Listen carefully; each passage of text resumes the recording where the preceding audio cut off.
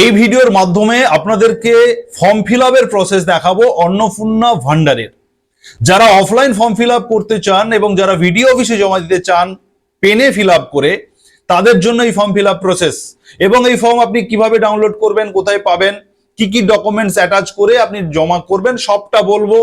এই ফর্ম 12 পাতার ফর্ম, ভয় পাবেন না, আতঙ্কিত হওয়ার কিছু নেই। 12 পাতা সবাইকে ফিল আপ করতে হবে না, অনেক পাতা বাদ চলে যাবে, সেটা আমি বলবো। 12 পাতা নিয়ে আতঙ্কিত হবে না, অনেকে আতঙ্কিত হচ্ছেন। 12 পাতার মধ্যে অনেক সেনসিটিভ পয়েন্ট রয়েছে যেগুলো আপনাদেরকে বুঝতে হবে। আমি খুঁটিনাটি ব্যাখ্যা করব এবং আপনাদেরকে ফর্ম ফিল আপ দেখাবো। সবগুলো কথা মনোযোগ সহকারে শুনবেন। পুরো ভিডিওটি না ভালো করে শুনলে, আমি আবারও বলছি, আপনারা কিন্তু কিছুই বুঝবেন না। তাই টেনে না দেখে পুরো কথাগুলো শুনুন, তাহলে একটা কমপ্লিট ধারণা আসবে। এবং কমেন্ট সেকশনে পুরো ফর্ম ফিল আপ দেখার পরে যদি আপনার কোনো বক্তব্য থাকে কমেন্টে লিখুন। আপনাদের কমেন্টগুলো নিয়ে যদি আমি কোনো জায়গা মিসিং করে যাই বা কোনো ইনফরমেশন দেওয়ার প্রয়োজন থাকে, আপনাদের জিজ্ঞাসাগুলো কমেন্টে লিখুন, আমি পরে একটা ভিডিও বানিয়ে দেবো। যারা ফেসবুক থেকে দেখছেন ফলো করুন, পেজটিকে শেয়ার করুন, ইউটিউব থেকে দেখলে সাবস্ক্রাইব করুন। এবারে আমি আপনাদেরকে সরাসরি স্ক্রিনে নিয়ে যাচ্ছি। পুরো ফর্ম ফিল আপ প্রসেস, খুঁটিনাটি বিষয় আপনারা বুঝুন, বুঝে ফর্ম ফিল আপ করুন, কোনো ভুল হওয়ার সম্ভাবনা থাকবে না। অত্যন্ত সেনসিটিভ এই ফর্ম ফিল আপ, আবারও বলছি। চলুন আপনাদেরকে স্ক্রিনে নিয়ে যাই। অন স্ক্রিন আপনাদেরকে ফর্ম দেখাচ্ছি। দেখুন, উপরে লেখা রয়েছে অন্নপূর্ণা যোজনা পারিবারিক তথ্য সংগ্রহের ফর্ম। অতএব এই ফর্মটা আপনাদেরকে বলে রাখি, শুধু যে অন্নপূর্ণা যোজনার তথ্য নেবে তা নয়, আপনার ফ্যামিলির পুরো ডেটা এই ফর্মের মাধ্যমে সরকার নিচ্ছে। সেই কারণে পারিবারিক তথ্য সংগ্রহ কথাটা লেখা রয়েছে। এখানে বলছে যে প্রতিটি বিভাগে টিক এবং চেকবক্স বিকল্প এবং নির্দেশাবলী রয়েছে। প্রতিটি চেকবক্স ও ক্ষেত্রে পরিষ্কারভাবে চিহ্নিত করা হয়েছে। আবেদনকারী এবং যাচাইকারী, মানে আপনারা যারা আবেদন করবেন এবং যারা যাচাই করবেন, ভেরিফিকেশন করবেন, মানে অফিস কর্মকর্তাদের জন্য প্রয়োজনীয় নির্দেশাবলী প্রদান করা হয়েছে। মানে কাদেরকে কি করতে হবে সেটা প্রদান করা হয়েছে, সেই নির্দেশাবলী। প্রতিটি বিভাগ পূরণ করা বাধ্যতামূলক। প্রত্যেকটি বিভাগ আপনাকে বাধ্যতামূলকভাবে ফিল আপ করতে হবে। বেশ, এবারে আপনাদেরকে বলি, আপনাদের প্রথমে বলে দিই, আপনারা কালো কালির পেন অথবা ব্লু কালির পেন, এই দুটো কালির পেন ব্যবহার করবেন এই ফর্মটা পূরণ করার জন্যে। এবারে আপনাদেরকে বলি কোন ভাষায় পূরণ করবেন। এই যে অন্নপূর্ণা যোজনার ফর্ম দুটো ভাষাতে সরকার পাবলিশ করেছে, একটা হচ্ছে আপনার ইংলিশ এবং আরেকটা বাংলা। আমি আপনাদেরকে এই বাংলার ফর্মটা দেখাচ্ছি, আপনারা প্রত্যেকে বাংলার ফর্মটা ফিল আপ করবেন, সেটাই সব থেকে আপনাদের জন্য সুবিধা হবে। সেই কারণে যখন আপনারা বাংলার ফর্ম ফিল আপ করবেন বাংলাতেই পূরণ করবেন, এটা আপনারা মাথায় রাখবেন। এবং যখন আপনারা কোনো সংখ্যা উল্লেখ করবেন, ধরুন আপনার আধার নাম্বার, ভোটার আইডি কার্ডের নাম্বার, মোবাইল নাম্বার, যখন কোনো সংখ্যা উল্লেখ করবেন তখন সেই সংখ্যাগুলো অবশ্যই ইংলিশে লিখবেন। এই দুটো কথা আপনারা মাথায় রাখুন। এবারে আসছি কয়ে কি বলা হচ্ছে যে পারিবারিক পরিচয়, মানে আপনার ফ্যামিলির পরিচয় নেওয়া হবে। দেখুন, 1 নম্বরে বলা হচ্ছে পরিবারের প্রধানের নাম, হেড অফ ফ্যামিলি। এই পরিবারের প্রধান আপনি যাকে করবেন তিনার নামটা এইখানে আপনি লিখে দেবেন। দেখুন, পুরো নাম লিখুন, পূর্ণ অক্ষরে নাম লিখবেন এবং অবশ্যই আধার কার্ড অনুযায়ী, এই জায়গাটাতে আপনাদেরকে মনে রাখতে হবে আধার কার্ড অনুযায়ী লিখতে বলা হচ্ছে। যদি আপনার আধার কার্ডে ভুল থাকে তাহলে আপনি কারেকশন করে নিন, তারপরে ফর্ম ফিল আপ করুন। 90 দিনের সুযোগ রয়েছে, 90 দিন সময় পাবেন, কিন্তু ভুল করবেন না। আপনার আধার কার্ড অনুযায়ী কিন্তু এখানে পূরণের কথা বলা হচ্ছে। অতএব এই জায়গাটাতে আপনারা সতর্ক থাকুন, সঠিকভাবে আধার কার্ড নিয়ে ফিল আপটা করুন। এবারে প্রশ্ন, পরিবারের প্রধান কাকে করবেন সেটা আপনাদের বিষয়। আপনারা হচ্ছে বাড়ির যিনি মহিলাকে করবেন নাকি পুরুষ যিনি, সেটা আপনারা চিন্তা ভাবনা করে করুন। এটার কোনো বাধ্যবাধকতা নেই, আপনি যাকে খুশি করতে পারেন, যাকে খুশি করতে পারেন। এবারে আসছি জন্ম তারিখ। জন্ম তারিখটা এখানে লিখবেন, দিন মাস বছর উল্লেখ করবেন, মানে কত দিন কত মাস কত বছর যেভাবে থাকে আধার কার্ড অনুযায়ী। কিন্তু আপনার আধার কার্ডে যেমন জন্ম তারিখটা আছে সেই জন্ম তারিখটা এখানে লিখবেন এবং এই ঘরে আপনি টিক মার্ক দেবেন। 3 নম্বরে পরিবারের প্রধানের লিঙ্গ। আপনার পরিবারের এখানে যে প্রধান আপনি যাকে করেছেন সেই প্রধান পুরুষ নাকি মহিলা নাকি অন্যান্য। যদি পুরুষ হয় পুরুষে টিক দিন, যদি মহিলা হয় মহিলাতে টিক দিন। এবং এইখানে আধার অনুযায়ী আপনি তথ্য দিচ্ছেন, এখানে টিক মার্ক করুন।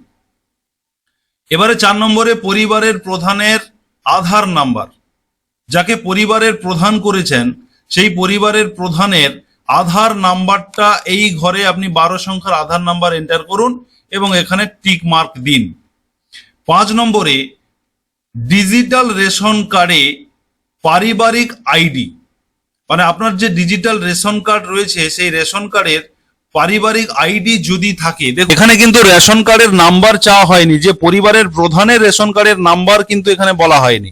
এখানে বলা হচ্ছে যে ডিজিটাল রেশন কার্ডের একটা পারিবারিক আইডি থাকে, সরকারিভাবে থাকে, সেটা অনেকের নেই, সেই কারণে এখানে বলা হচ্ছে যে যদি থাকে সেই কারণে আপনারা এটা ফিল আপ করবেন, নাহলে ফাঁকা রেখে দেবেন, অসুবিধা নেই, আপনারা এটা পুরোটা ফাঁকা রেখে দেবেন যাদের এই আইডিটা নেই। আবারও বলছি, এখানে কিন্তু পরিবারের প্রধানের রেশন কার্ডের আইডি বলেনি, পরিবারের এখানে পারিবারিক আইডির কথা বলেছে, ফ্যামিলি আইডি যদি থাকে এই ডিজিটাল রেশন কার্ডে সেটা বলেছে, অতএব সেটা আপনাদের যদি থাকে দেবেন, না থাকলে ফাঁকা রেখে দিন। এবারে পরিবারের সদস্য সংখ্যা, আপনার পরিবারে কতজন সদস্য শুধু সংখ্যাটা লিখুন। ধরুন আপনার পরিবারে 5 জন সদস্য, তাহলে এখানে শুধু 5 লিখুন, ইংলিশে লিখুন। আমি বলেছি যে সংখ্যাগুলো যখন লিখবেন ইংলিশে লিখবেন। এবারে হচ্ছে ঠিকানা, কার ঠিকানা? জিনার নামে এই অন্নপূর্ণা যোজনার ফর্ম পূরণ হচ্ছে, তিনার ঠিকানা, তিনার গ্রামের নাম কি, পোস্ট অফিসের নাম কি, পুলিশ স্টেশনের নাম কি, জেলার নাম কি, স্টেটের নাম কি মানে রাজ্যের নাম কি, পিনকোড, পুরো ঠিকানাটা এই ঘরে আপনারা সুন্দর করে লিখবেন। এবং এখানে বলা হচ্ছে যে স্থায়ী ঠিকানা, যেটা আপনার পার্মানেন্টলি আপনি যেখানে বসবাস করেন সেই ঠিকানাটা এখানে দেওয়ার কথা বলা হচ্ছে।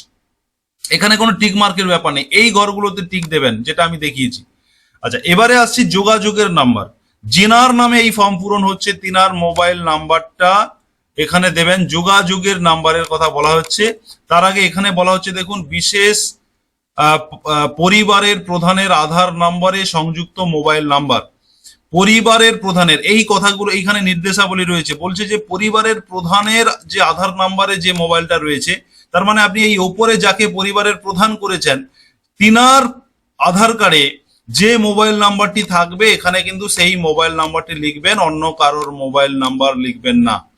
ক্লিয়ার হয়েছে?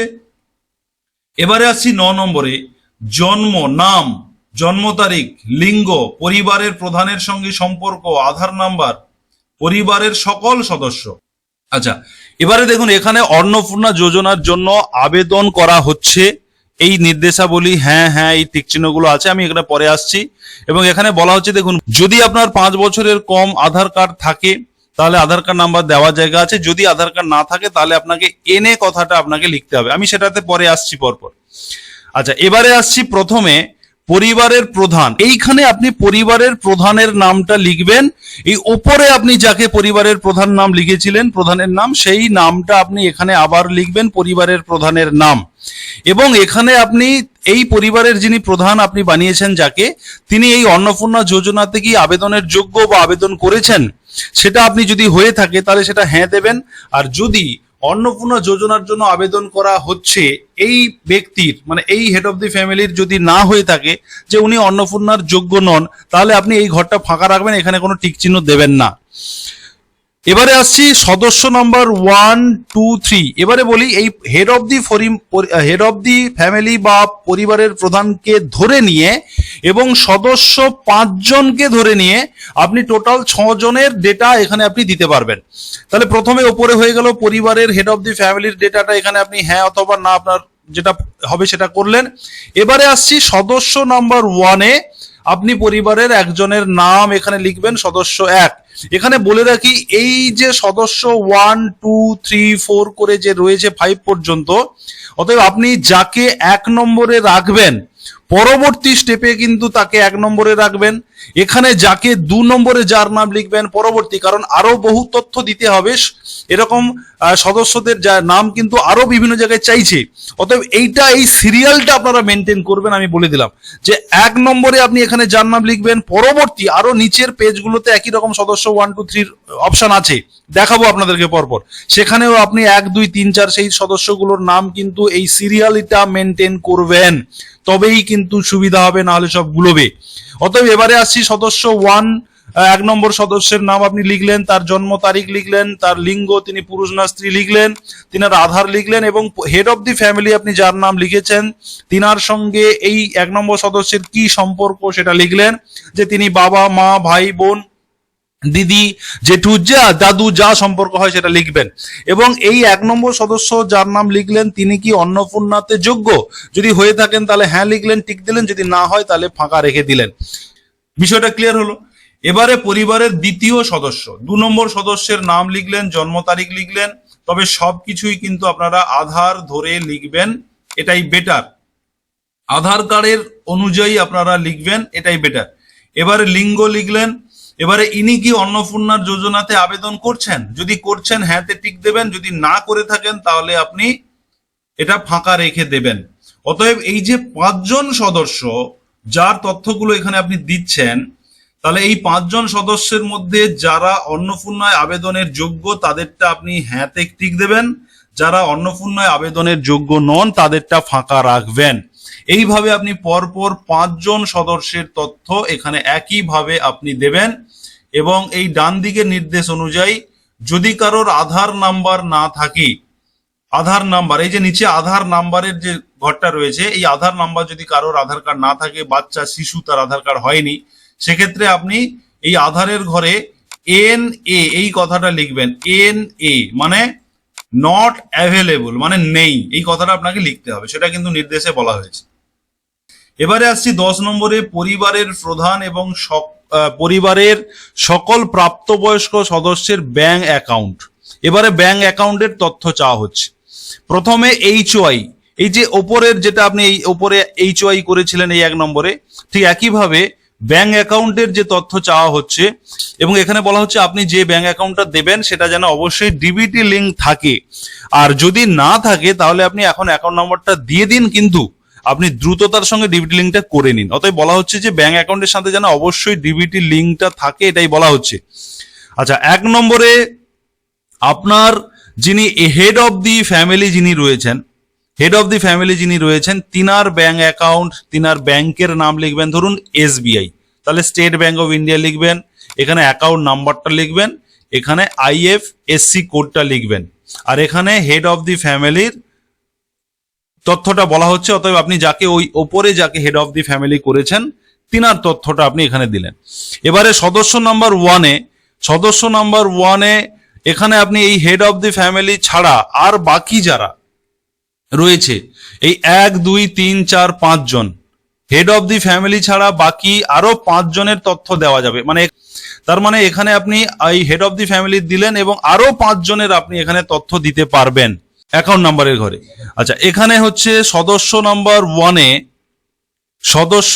1 আপনি যাকে করবেন 1 নম্বর সদস্য, তিনার ব্যাংক অ্যাকাউন্ট নাম্বার এবং IFSC কোডটা দিলেন। সদস্য নাম্বার 2-তে এবারে একইভাবে সদস্য নাম্বার 2 এখানে ব্যাংকের নাম, অ্যাকাউন্ট নম্বর, IFSC কোড, এইভাবে আপনারা সদস্য 3, 4, 5 পর্যন্ত এইভাবে আপনারা অ্যাকাউন্ট নম্বর দেবেন, এবং অবশ্যই যেন ডিবিটি লিঙ্কটা থাকে সেটা কিন্তু বলা হচ্ছে। এবারে আসছি 11 নম্বরে বলা হচ্ছে যে এপিক মানে ভোটার আইডি কার্ডের তথ্য চাওয়া হচ্ছে। প্রথমে হেড অফ দি ফ্যামিলি, যাকে হেড অফ দি ফ্যামিলি করেছেন তিনার এপিক নম্বরটা এখানে লিখলেন, এবং তিনার বিধানসভা ক্ষেত্র এবং অংশ নাম্বারটা এখানে লিখবেন। অবশ্যই ইংলিশে লিখবেন এই নাম্বারগুলো। ক্ষেত্র বিধানসভা মানে কোন বিধানসভার অন্তর্গত সেটা বাংলাতে লিখলেন, পাশে অংশ নাম্বারটা যখন লিখছেন তখন ইংলিশে লিখলেন। এটা গেল হেড অফ দি ফ্যামিলির। এবারে সদস্য নাম্বার 1 আপনি যাকে করছেন হেড অফ দি ফ্যামিলি ছাড়া আর বাকি যারা রয়েছে তাদের 5 জনের এপিক নাম্বার দেওয়া হবে। তো সদস্য নাম্বার 1-এ এপিক নাম্বার লিখলেন, একই রকম বিধানসভার নাম এবং অংশ নাম্বার লিখলেন, এইভাবে আপনি পরপর 5টা করে গেলেন। ধরুন যার বাড়িতে 5 জন সদস্য নেই, 2 জন কিংবা 3 জন কিংবা 4 জন, তাহলে আপনারা 5 নম্বর অংশটা 5 নম্বরটাকে বাদ দেবেন। ম্যাক্সিমাম 5 জন দেওয়া যাবে। 1 জন হলে 1 জনের দেবেন, বাকিগুলো ফাঁকা থাকবে। 2 জন হলে 2 জনের দেবেন, বাকিগুলো ফাঁকা থাকবে। এবারে আসছি বিভাগ 12-তে চলে আসছি। এখানে বলা হচ্ছে যে আপনার জাতিগত রেকর্ড, আপনি কোন জাতিভুক্ত, সাধারণ কিনা, মানে যারা জেনারেল কাস্ট তাদের জন্য এই টিক বক্সে আপনারা টিক দিতে হবে। যদি আপনার এখানে বলা হচ্ছে যে অসংরক্ষিত আর্থিকভাবে দুর্বল, মানে যেটা ইডব্লিউএস যদি আপনাদের হয়ে থাকে, একটা জেনারেল ক্যাটাগরির মধ্যে একটা আর্থিকভাবে দুর্বল যারা, তাদের জন্য ইডব্লিউএস সার্টিফিকেট থাকে, এরকম যদি হয়ে থাকেন তাহলে এই চেক বক্সে টিক দেবেন। তপশিলি জাতি, তপশিলি উপজাতি মানে এসসি এসটি ওবিসি এইগুলো সব রয়েছে। অতএব আপনি যেই জাতিভুক্ত সেই চেক বক্সে আপনি এই টিক চিহ্নটা অবশ্যই দেবেন। এবারে এখানে একটা কথা বলা হচ্ছে যে প্রযোজ্য শংসাপত্র যেমন জাতিগত আর্থিকভাবে দুর্বল শ্রেণী, ইডব্লিউএ শংসাপত্র, ক্রিমিলেয়ার শংসাপত্র ইত্যাদি, মানে এখানে এই তথ্যগুলো ঠিক আছে, অসুবিধা নেই। এবারে চলে আসছি ক্ষয়ে, রেশন কার্ড এবং খাদ্য ভর্তুকি সংক্রান্ত তথ্য সঠিক হলে এখানে টিক চিহ্ন দেওয়ার কথা বলা হচ্ছে। কোথায় টিক চিহ্ন দেবেন বলছি, এই ডান দিকটা হচ্ছে নির্দেশাবলী। আচ্ছা, 1 নম্বরে বলা হচ্ছে আপনার কি ডিজিটাল রেশন কার্ড আছে? আপনার মানে কার? যিনি ফর্ম ফিল আপটা করছেন, এই অন্নপূর্ণা যোজনার যিনি প্রধান উপভোক্তা, তিনার কি ডিজিটাল রেশন কার্ড রয়েছে? ডিজিটাল মানে কোনগুলো? ডিজিটাল মানে হচ্ছে যেগুলো কেন্দ্র সরকারের কার্ড, AYY, SPHH, PHH, এই ধরনের ডিজিটাল রেশন কার্ড রয়েছে কিনা সেটা জানতে চাওয়া হচ্ছে। যদি থাকে হ্যাঁ করবেন, না থাকলে না করবেন। এবারে আসছি 2 নম্বরে, যদি হ্যাঁ হয়, মানে এখানে যদি আপনি হ্যাঁতে টিক দেন, এখানে যদি আপনি হ্যাঁতে টিক দেন, তাহলে কোন ডিজিটাল রেশন কার্ডের ধরন আপনাকে উল্লেখ করতে হবে। কোন রেশন কার্ড আপনার রয়েছে, AYY রয়েছে নাকি PHH নাকি SPHH না RKSY 1 নাকি RKSY 2 নাকি ভর্তুকিহীন, কোনটা সেটা আপনাকে উল্লেখ করতে হবে। ক্লিয়ার? এবারে 3 নম্বরে, পরিবারটি রেশন দোকান থেকে মাসিক রেশন তুলছেন কিনা, মানে এই যে পরিবার, এই পরিবার প্রতি মাসে রেশন তোলেন কিনা, আপনার হ্যাঁতে ক্লিক করবেন, যদি না তোলেন নাতে ক্লিক করবেন। এবার হচ্ছে গয়ের দাগে, সম্পদ সংক্রান্ত, বাড়ির ধরন, আপনার বাড়িতে কি 3 বা তার বেশি পাকা ঘর আছে, মানে আপনার বাড়িতে কি 3টির বেশি পাকা ঘর আছে? যদি হ্যাঁ হয় হ্যাঁ দেবেন, না হলে না দেবেন। এখানে সঠিক হলে টিক চিহ্ন দিতে হবে। তাহলে হ্যাঁ হলে হ্যাঁ দেবেন, না হলে না দেবেন। এবারে হচ্ছে পারিবারিক জমির মালিকানা, এখানে বলা হচ্ছে যে রেজিস্ট্রেশন নথি, মিউটেশন কপি এবং ROR নাগাদের তারিখ সহ সর্বশেষ জমি রেকর্ডের কপি। মানে এখানে পারিবারিক জমির মালিকানা, আপনার বাড়িতে কোনো রেজিস্টার জমি রয়েছে কিনা, মিউটেশন জমি বা ROR মানে কোনো জমি রয়েছে কিনা, পরিষ্কার কথা। জমি থাকলে তাহলে আপনি এখানে হ্যাঁতে ক্লিক দেবেন, না থাকলে নাতে ক্লিক দেবেন, এবং আপনার রেকর্ড অনুযায়ী আপনি কিন্তু এখানে তথ্যটা দিচ্ছেন যে আপনার জমি রেকর্ড আছে বা দলিল রয়েছে, মিউটেশন রয়েছে কপি, সেই অনুযায়ী আপনি এখানে আপনার কোনো জমির মালিকানা রয়েছে কিনা সেটা আপনি হ্যাঁ অথবা নাতে দেবেন। যদি থাকে হ্যাঁ দেবেন, না থাকলে না দেবেন। 3 নম্বরে, পরিবারের সকল সদস্যের মোট জমির পরিমাণ কত? সকল সদস্য মানে পরিবারের যত পরিমাণ জমি আছে, এখানে কিন্তু এক ইন্ডিভিজুয়ালি বলা হয়নি, প্রত্যেক সদস্যের নামে চাওয়া হয়নি। মোট জমি কত? ধরুন আপনাকে শতকে দিতে হবে। ধরুন আপনার জমি রয়েছে ধরুন 16 শতক, কি জমি রয়েছে ধরুন 50 শতক, কি জমি রয়েছে ধরুন 1 একর বা 3 একর, 5 একর, অতএব যা জমি থাকবে সেটা আপনি শতকে এখানে উল্লেখ করবেন, শতকে উল্লেখ করতে হবে আপনাকে। এবারে আসছি 4 নম্বরে, যানবাহন, আপনার পরিবারের কোনো সদস্যের অবাণিজ্যিক মোটর চালিত 4 চাকার গাড়ির কথা বলা হয়। অবাণিজ্যিক মানে আপনি ব্যবসা করেন না, প্রাইভেট কার যেটাকে বলা হচ্ছে, সেই প্রাইভেট কার আপনার বাড়িতে কোনো পরিবারের রয়েছে কিনা, যদি থাকে হ্যাঁ দেবেন, না থাকলে না দেবেন। আর যদি হ্যাঁ দেন তাহলে সেই গাড়ির সংখ্যা, গাড়ির যে নাম্বারটা এখানে লিখতে হবে এবং গাড়ির রেজিস্ট্রেশন নাম্বারটাও এখানে আপনাকে লিখতে হবে। এবারে কি ধরনের, না জিপ হতে পারে, ট্রাক্টর হতে পারে, অন্তর্ভুক্ত করুন। যদি হ্যাঁ হয় তার মডেল নাম্বারটা এখানে আপনাকে দিতে হবে, এই জায়গাটাতে মডেল নাম্বার দিতে হবে। তাহলে 4 চাকার গাড়ি মানে আপনার অবাণিজ্যিক বলা হচ্ছে, যে অবাণিজ্যিক গাড়ি মানে প্রাইভেট কার যেটাকে বলা হচ্ছে। এবং এই অবাণিজ্যিক গাড়ির মধ্যে জিপ এবং ট্রাক্টরকে অন্তর্ভুক্ত করা যেতে পারে, অন্তর্ভুক্ত করতে হবে। যদি ট্রাক্টর থাকে আপনার তাহলেও কিন্তু সেটা হ্যাঁ হবে, এটাই বলা হচ্ছে। আর জিপ থাকলে তো হ্যাঁ হবে, আর যদি না থাকে না। 5 নম্বরে, পরিবার ভিত্তিক সদস্যের স্বাস্থ্য বীমা, পরিবার ভিত্তিক সদস্যের স্বাস্থ্য বীমা, যদি আপনার কোথাও স্বাস্থ্য বীমা থাকে, LIC করা থাকে, সেটা যে কোনো কোম্পানির LIC হতে পারে, SBI LIC হতে পারে, ICICI হতে পারে, বা যেটা LIC কোম্পানি হতে পারে, যে কোনো LIC যদি থাকে, তাহলে আপনাকে কিন্তু এখানে একইভাবে 5 জন সদস্যের HOI মানে হেড অফ দি ফ্যামিলিকে নিয়ে 6 জনের আপনি ডেটা এখানে দেবেন। যদি কারোর না থাকে তাহলে নো করবেন, আর যদি একজনেরও থাকে তাহলে আপনাকে হ্যাঁতে ক্লিক করতে হবে।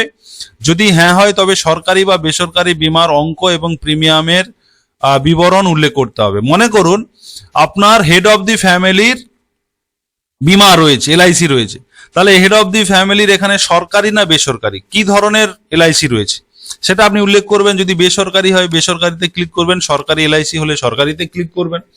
এবারে আসছি বীমার অঙ্ক, কত টাকার বীমা সেটা উল্লেখ করতে হবে, এবং প্রিমিয়ামের বিবরণ কত টাকা করে আপনার প্রিমিয়াম দিতে হয়, মাসিক প্রিমিয়াম নাকি কোয়ার্টারলি নাকি হাফ ইয়ারলি নাকি অ্যানুয়ালি, সেই প্রিমিয়ামটার বিবরণ উল্লেখ করতে হবে এবং কত টাকা করে আপনাকে দিতে হয় সেটা উল্লেখ করতে হবে। ধরুন আপনি ইয়ারলি দেন, তাহলে ইয়ারলি ধরুন 10,000 টাকা দেন, তাহলে 10,000 লিখে আপনি পাশে ইয়ারলি লিখে দিলেন, তাহলে বছরে 10,000 টাকা।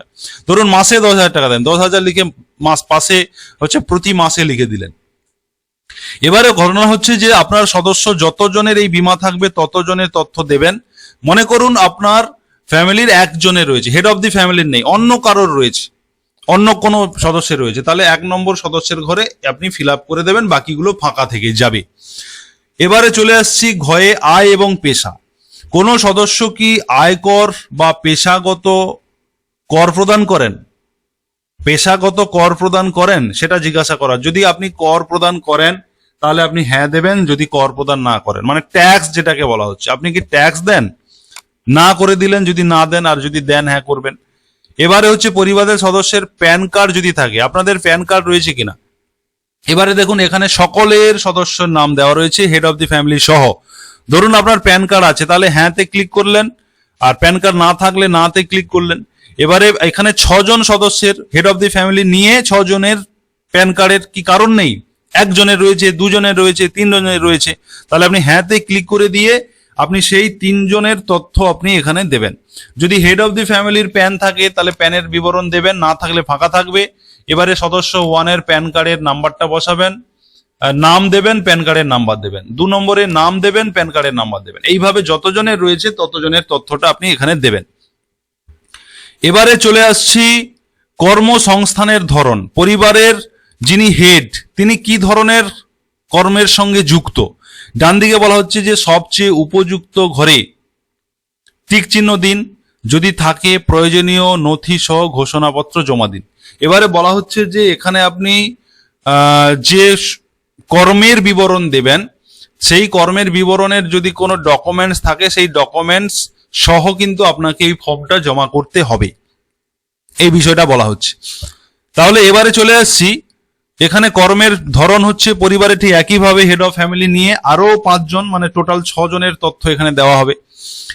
তাহলে আপনি কি সরকারি ক্ষেত্রে করেন, তাহলে টিক চিহ্ন দিন। হেড অফ দি ফ্যামিলি কিন্তু এখানে হেড অফ দি ফ্যামিলির কথা বলা হচ্ছে, হেড অফ দি ফ্যামিলির কথা বলা হচ্ছে। তাহলে আপনার হেড অফ দি ফ্যামিলি কি সরকারি চাকরি করে, তাহলে টিক চিহ্ন দিন। যদি বেসরকারি ক্ষেত্রে বেতনভুক্ত কর্মচারী হয়ে থাকে, যে কোনো বেসরকারি জায়গায় কাজ করেন, কোম্পানি হোক বা অন্য কোনো বেসরকারি, বেতন পান প্রতি মাসে, টিক চিহ্ন দিন। সংগঠিত ক্ষেত্রে স্বনিযুক্ত মানে ব্যবসায়ী যদি হয়ে থাকেন, যে তিনি ব্যবসা করেন, সেক্ষেত্রে যদি ব্যবসায়ী হয়ে থাকেন টিক চিহ্ন দিন। এবারে আংশিক সময়ে কর্মরত, কেউ যদি কোথাও পার্ট টাইম জব করে থাকেন সেক্ষেত্রে এই বক্সে টিক দিতে হবে। এবারে বলা হচ্ছে যে তিনি যদি কোনো কারিগরি শিল্প কৃষক হয়ে থাকেন তাহলে এখানে টিক দিতে হবে। তিনি যদি পরিযায়ী শ্রমিক হয়ে থাকেন এখানে টিক, তিনি যদি বেকার কিছুই না করে থাকেন বেকারে টিক দিতে হবে। অন্যান্য যদি কিছু করে থাকেন অন্যান্যতে টিক দিতে হবে। এই তথ্যটা কার, পরিবারের প্রধান আপনি যাকে করেছেন, ওই একদম ওপরে যাকে পরিবারের প্রধান করেছেন তার তথ্যটা এখানে দিলেন। এবারে হচ্ছে পরিবারের সদস্যদের সংখ্যায় আছে। এবারে ধরুন পরিবারের সদস্য 1 2 3 4 করে, সেখানে আপনার নামও থাকবে, এই সদস্যদের মধ্যে আপনার তথ্যও থাকবে। সেক্ষেত্রে আপনি আপনার পরিবারের 1 নম্বর সদস্য মনে রাখবেন, আমি বলছি একটি কথা, যে আপনি এই 1 নম্বর 2 নম্বর এই যে সদস্য, এটা অবশ্যই আপনি প্রথম থেকে সিরিয়ালটা মেনটেন করার চেষ্টা করবেন, মানে করবেন, চেষ্টা নয় করতে হবে। যে আপনি একদম শুরুতে যে সদস্য আপনি যাকে 1 নম্বরে লিখেছিলেন প্রত্যেকটা ক্ষেত্রে তাকে কিন্তু 1 নম্বরে রাখবেন। ওপরে একদম শুরুতে আপনি সদস্যের যার নাম একদম শুরুতে যদি আমি চলে যাই, আপনি যাকে 2 নম্বরে রেখেছিলেন তাকে আপনি ওখানেও 2 নম্বরে দেবেন। এইভাবে কিন্তু সিরিয়ালটা মেনটেন করবেন, এটাই বলা হচ্ছে। এবারে সদস্য 1 কি একইভাবে আপনারা এবারে পড়ে পড়ে দিলেন। সদস্য 1 যাকে করবেন তিনি কোন কাজের সঙ্গে যুক্ত সেটা দিলেন, সদস্য 2 দিলেন, 3 দিলেন, এইভাবে আপনারা দিতে থাকবেন 5 নম্বর পর্যন্ত। যতজন সদস্য থাকবে ততজনের দেবেন, 2 জন থাকলে 2 জন, 3 জন থাকলে 3 জন। এবারে হচ্ছে পরিবারের শিক্ষিত প্রাপ্তবয়স্ক সদস্যদের সংখ্যা, শিক্ষিত কারা, কতজন রয়েছে সেই শিক্ষা সংক্রান্ত তথ্য এখানে চাওয়া হচ্ছে। এখানে বলা হচ্ছে নির্দেশাবলীতে পরিবারের সকল শিক্ষিত প্রাপ্তবয়স্ক সদস্যের সর্বোচ্চ শিক্ষাগত যোগ্যতা প্রদান করো, সর্বোচ্চ শিক্ষাগত যোগ্যতা দিতে হবে। আচ্ছা, প্রথমে হচ্ছে শিক্ষিত প্রাপ্তবয়স্ক সদস্য কতজন সেই সংখ্যাটা লিখবেন। ধরুন আপনার পরিবারে 5 জন সদস্য রয়েছে, 5 জনের মধ্যে 5 জনই শিক্ষিত, তাহলে এখানে 5 জনই শিক্ষিত বলে লিখবেন। আর অশিক্ষিতদের সংখ্যা এখানে আপনি ফাঁকা রেখে দেবেন, কিছু করার দরকার নেই।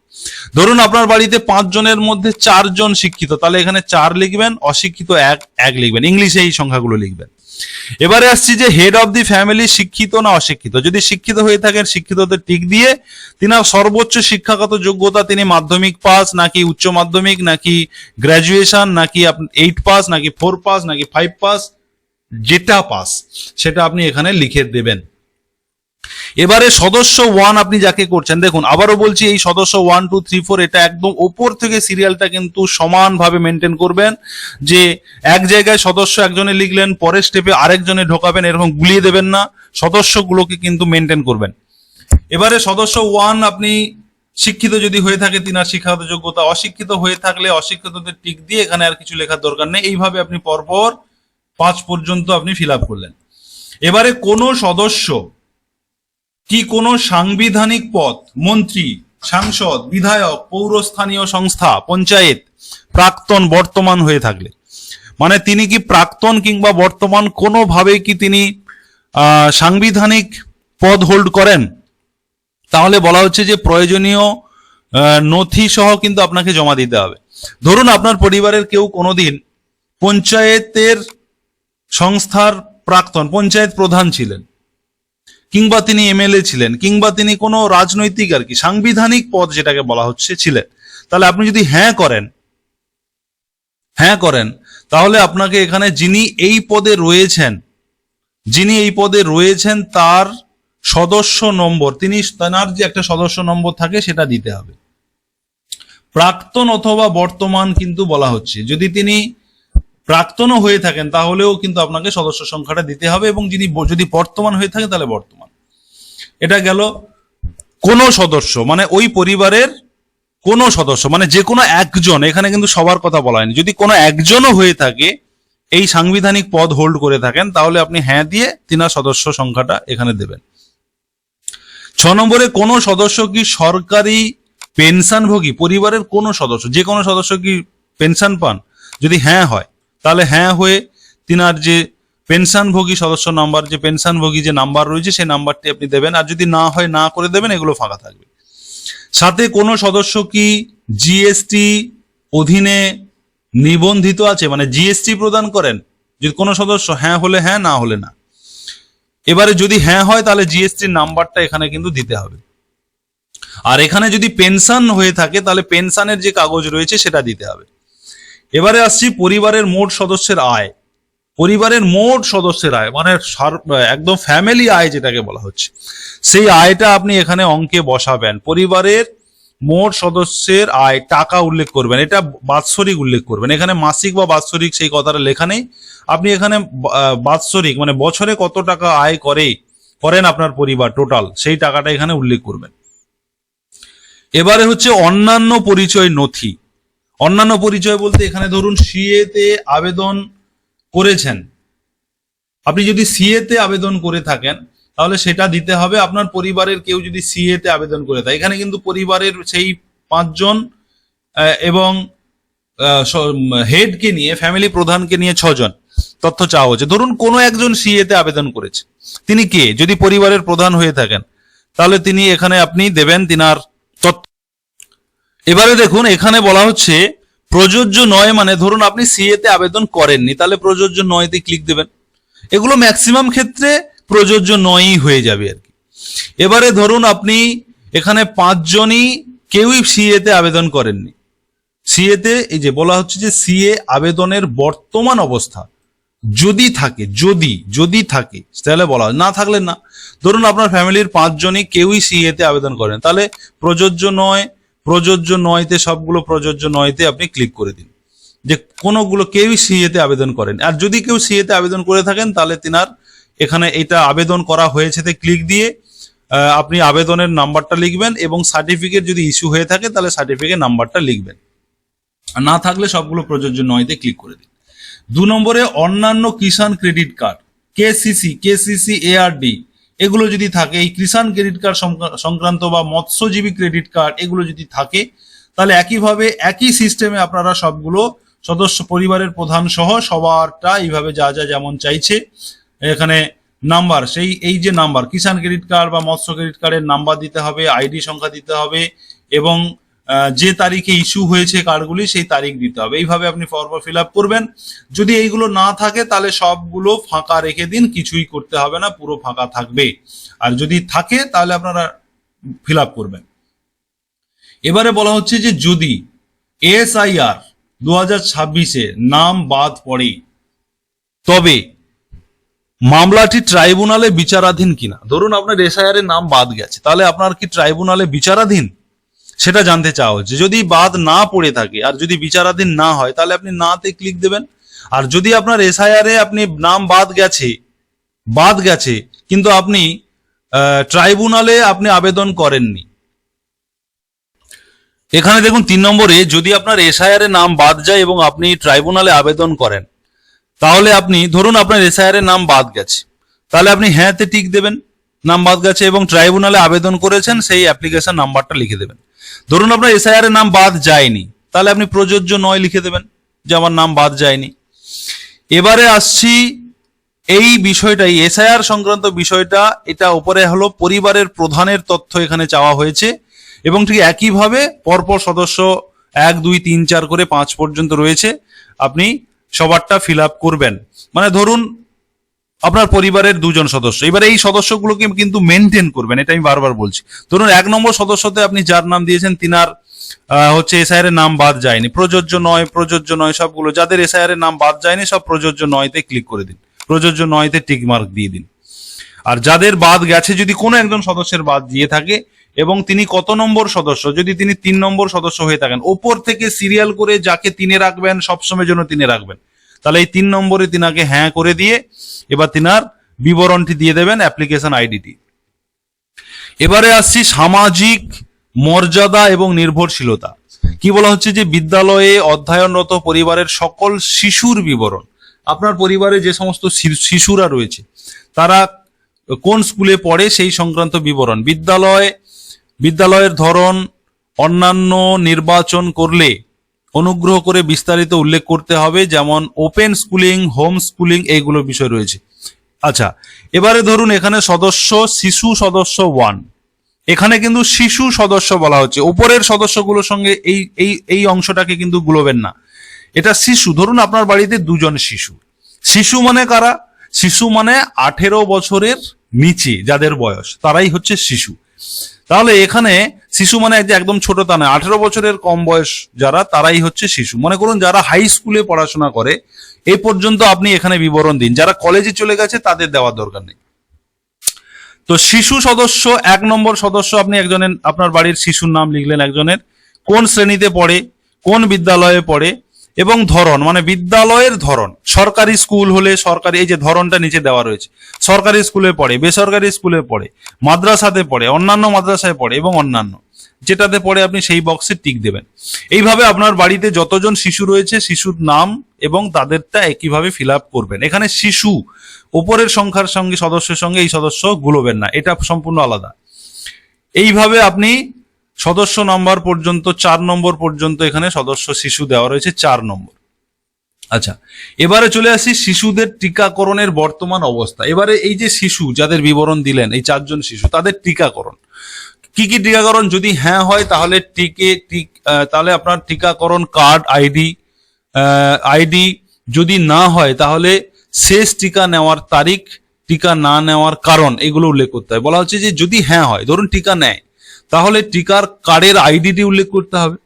আর যদি না টিকা নেয় বা বলা হচ্ছে যদি না হয় তাহলে এই কার্ড নাম্বার যদি না থাকে তাহলে টিকা আপনি লাস্ট কবে নিয়েছেন সেইগুলোকে উল্লেখ করতে বলা হচ্ছে।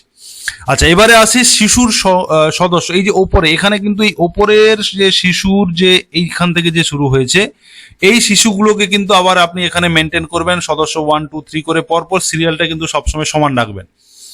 এবারে 1 নম্বর শিশু যদি টিকা নিয়ে থাকে, এখন অনেক ধরনের টিকা হয়ে থাকে, কোভিডের টিকা, পোলিও টিকা, নানান ধরনের টিকা হয়ে থাকে। তাহলে শিশুদের টিকাকরণের বর্তমান অবস্থা 1 নম্বরে যদি হ্যাঁ হয়ে থাকে, হ্যাঁ টিকা নিয়েছে, তাহলে হ্যাঁতে ক্লিক করুন। হ্যাঁ, টিকাকরণ শুরু হয়েছে, সম্পূর্ণ হয়েছে, মানে টিকাকরণ নিচ্ছে, চলছে, এবং টিকাকরণ হয়ে গেছে, দুটো হতে পারে। তাহলে আপনি এখানে টিক চিহ্ন দিন যে হ্যাঁ টিকা নেওয়া চলছে, একদম বাচ্চা যারা তাদের টিকা চলছে, এবং যারা একটু বড় হয়ে গেছে টিকা শেষ, সম্পূর্ণ হয়েছে। তাহলে এই দুটো অংশ হতে পারে। আর টিকাকরণ নেওয়া হয়নি, তাহলে এখানে ক্লিক করবেন। তাহলে টিকাকরণ নিয়ে থাকলে হ্যাঁতে ক্লিক করুন, না নিলে নাতে ক্লিক করুন, মানে নিচে ক্লিক করুন। এইভাবে আপনি শিশু সদস্য 1 2 3 4 করে এই টিক চিহ্নগুলো দিয়ে দিন, কারণ এখানে সবারই হ্যাঁ হবে, কারণ এখন সবাই টিকা পায়, সে কারণে হ্যাঁ হবে সবার ক্ষেত্রে। এবারে সরকারি প্রকল্পের আওতায় সুবিধা।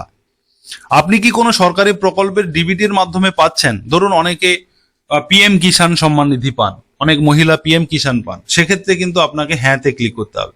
এখানে পরিবারের প্রধান চলে এসছে, দেখুন এখানে কিন্তু আবার সেই পরিবারের যে সদস্য, এটা আবার সেই ওপরের পরিবারের সদস্য ফিল আপ করবেন, শিশু নয় কিন্তু।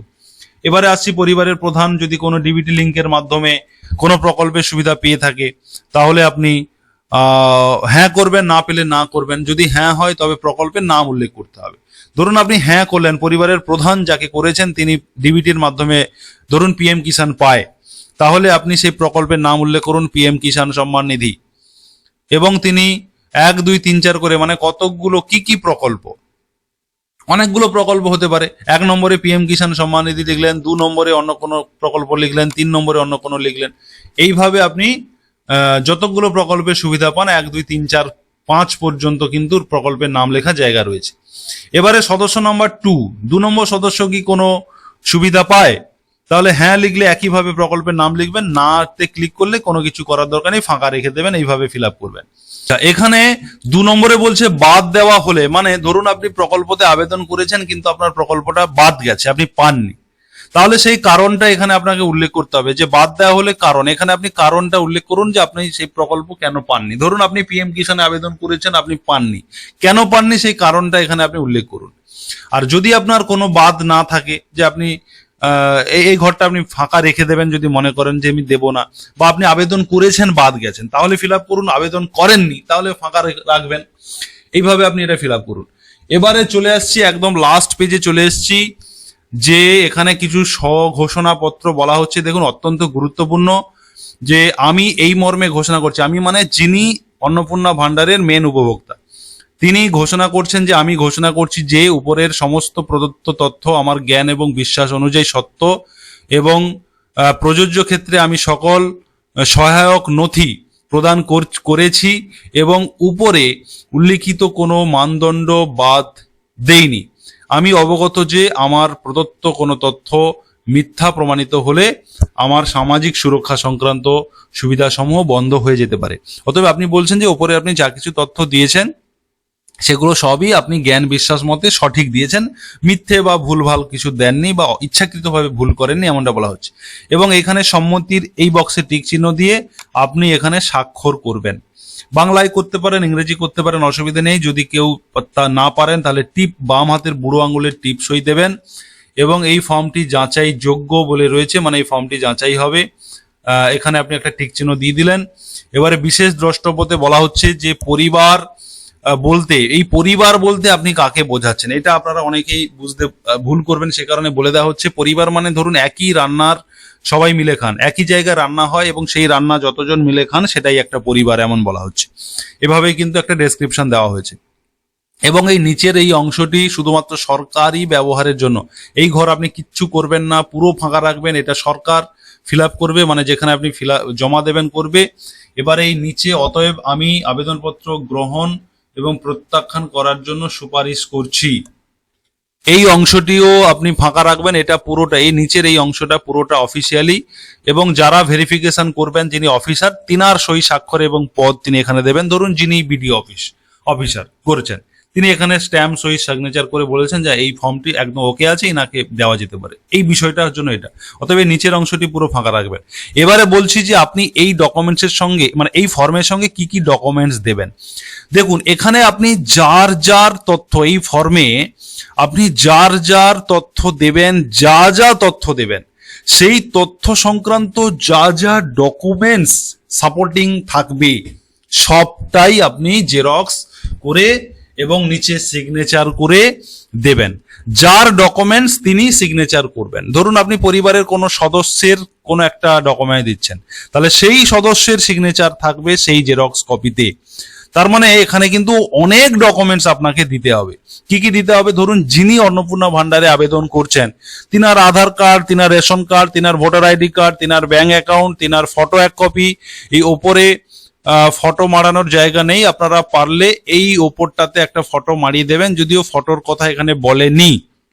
আপনারা একটা ফটো এখানে মারিয়ে দিতে পারেন, অসুবিধা নেই, নাম মারালেও অসুবিধা নেই, কারণ তবে মারিয়ে দেওয়াটাই ভালো, কারণ এখানে ফটোর কথা কিন্তু উল্লেখ নেই কোনোভাবে, কিন্তু আপনারা মারিয়ে দেবেন, এটাই মনে হয় ঠিক হবে। আর যদি না দিতে পারেন না দেবেন, অসুবিধা নেই, সবাই এই সংক্রান্ত কোনো সঠিক ইনফরমেশন নেই। যাই হোক, আপনি এই তথ্যগুলো দিলেন। এছাড়া আপনার যে জমির রেকর্ড চাওয়া হয়েছে, যে আপনার বাড়ির জমি যারা যদি থাকে সেই জমির রেকর্ডের জেরক্স দেবেন। যদি কেউ পেনশনভোগী হয়ে থাকেন পেনশনের দিলেন, কেউ চাকরি করে চাকরির তথ্য দিলেন, কেউ ধরুন ইনকাম ট্যাক্স দেয় ইনকাম ট্যাক্সের দিলেন, কেউ জিএসটি প্রদান করে জিএসটি সার্টিফিকেট দিলেন। মানে আপনি এই ফর্মে যা যা তথ্য দিয়েছেন সেই তথ্য ধরে যা যা ডকুমেন্টস আপনার কাছে অ্যাভেলেবল রয়েছে সেই তথ্য আপনাকে কিন্তু দিতে হবে। শুধুমাত্র আধার ভোটারের মধ্যে সীমাবদ্ধ নয়, এখানে বেশ কিছু জায়গায় কিন্তু এই নির্দেশার ঘরে উল্লেখ করা রয়েছে যে আপনাকে সেই সংক্রান্ত তথ্য আপনাকে কিন্তু দিতে হবে। যেমন আপনি যদি কোনো কাস্ট সার্টিফিকেট, মানে কাস্ট হয়ে থাকেন, আপনি ধরুন এসটি, তাহলে এসটির জাতিগত শংসাপত্রটা অবশ্যই উল্লেখ করবেন, এরকম বিষয়টা রয়েছে। এবারে আপনার ধরুন এই যে খাদ্য সুরক্ষা কার্ড কোনটা সেটা আপনি দিলেন, তার জেরক্সটা দেবেন। এবং এখানে ধরুন জমি, এই যে জমি দেখিয়েছেন, জমির যে কপি রয়েছে সেই কপি দিতে বলা হচ্ছে। আপনার বাড়ির কেউ পেনশন পায়, তাহলে পেনশনের কাগজ দিতে বলা হচ্ছে। এই যে বিষয়গুলো কিন্তু আপনি কপিগুলো উল্লেখ করবেন। এই যে বলা হচ্ছে, এই যে দেখুন কর্মসংস্থান, কোথায় কে কি করে, সরকারি বেসরকারি কি করে, এখানে কিন্তু উল্লেখ করা হয়েছে যে সবচেয়ে উপযুক্ত ঘরে টিক চিহ্ন দিন যদি থাকে। এই যে উপযুক্ত ঘরে টিক চিহ্ন দিতে হবে এবং প্রয়োজনীয় নথি স্বঘোষণাপত্রে জমা দিতে হবে, মানে এই ফর্মের সঙ্গে তার নথিটাও জমা দিতে হবে।